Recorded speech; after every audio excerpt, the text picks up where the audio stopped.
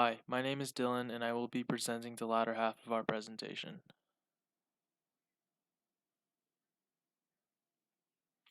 I would like to go into further detail about the idea of wage structure. To define wage structure, it is the market returns to skill and the reward for working in certain industries of the economy. It is another key factor that is considered by economists when analyzing the gender pay gap. It is important to consider different sectors of the market as certain industries have more market return than others. This just boils down to the pure nature of how economies work. Some jobs require a higher level of human capital, therefore creating larger market returns. For example, as Ryan mentioned before, males who attended college were more likely to focus their studies towards sectors of industry that reward higher wages, i.e., law and medical. On the other hand, although women attended college, they were more likely to work in clerical and service type jobs after graduation. This aspect of wage structure is important to consider because higher rewarding wage industries were heavily male dominated, only contributing to the gender pay gap. It is seen in the past that certain industries can be dominated by specific genders and leads one to believe that certain qualifications of human capital can be directly associated to certain genders, only resulting in discrimination. But as of late, there has been an increase in demand for more skilled workers, which benefits women.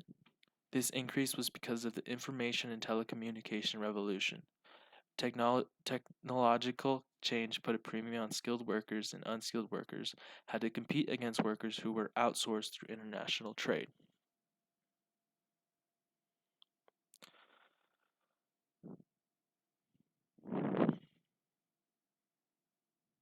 Now I'm going to focus my attention towards explaining the trends throughout the 80s and 90s. I will be connecting the trends with Ryan's earlier explanation of wage regression. This should give a better understanding as to why certain aspects increased convergence in the 80s and slowed convergence in the 90s. To start, the 1980s was a period of rapid closing of the gender wage gap. On the explain side of things, the rapid convergence can be seen through three major aspects. The, over, the overall increase of women's full-time experience in comparison to men's. The experience gap between the two decreased from 7.5 years to 4.6 years during this time period. The second aspect was occupational shifts that occurred during the 80s. Women were moving away from their clerical work towards managerial work. And finally, deunionization. Men were commonly working blue collar jobs, which had a direct association to unions. But during this time, unions began to fall because of occupational shifts. On the unexplained side of things, there are also three aspects to consider. First one being upgrading a woman's unmeasured labor market skill. During this time, more and more women were beginning to spend more time gaining work experience along with increasing their education levels. Another being social values. People, coworkers, employees, and customers were beginning to be more welcoming of female workers in the multiple industries. Lastly, the labor market demand shifts. As mentioned before, there was occupational shifts during this time period.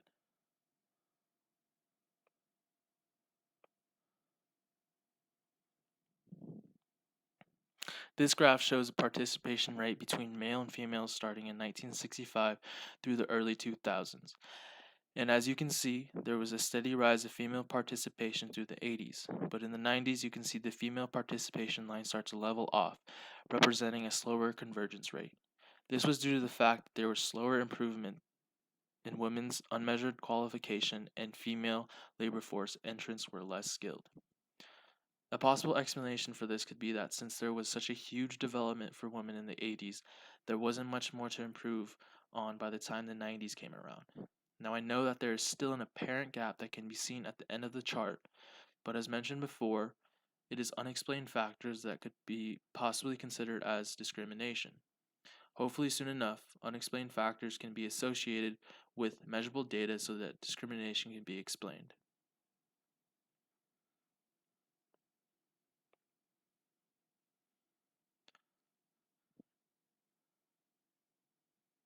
Now I will be discussing some prospects for the future. As we all know, predicting the future is impossible, even for Ryan and I. But we can make educated predictions about analyzing trends that we have seen in the past. Looking back at the 80s and 90s, will the decrease in steady convergence rate pause or plateau? There are a few factors that need to be considered before coming to a conclusion. Overall trends in wage inequality, deunionization, slowing addition of women to the workforce, increase of welfare reforms or governmental policies, more specifically speaking, the increase of single mothers or shifts towards low wage jobs, slow increase of women going to college, and slow decreased labor discrimination. If all these factors are taken into account, we might be able to decipher what the future might hold for the gender pay gap.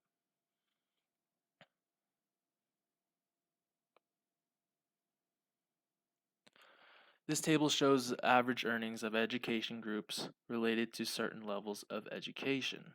As you can see, there are two different years that are being compared, 1974 and 2003.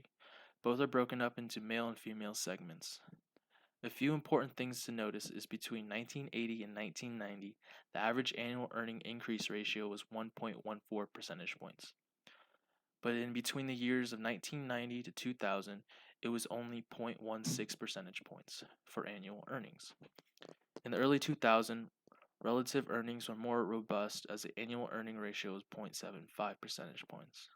Once again, it can be seen that the 80s and the 80s had the highest growth rate but slowed down significantly in the 90s for both male and female. It can also be seen that there is a gap between male and females who had 4 or more years of college education in both years of 1974 and 2003. Economists are still trying to figure out why this might be.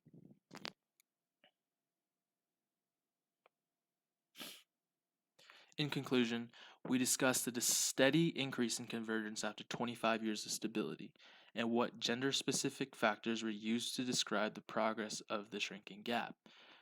We went into detail about what kind of data economists use to explain the pay gap, those being wage regression and wage structure.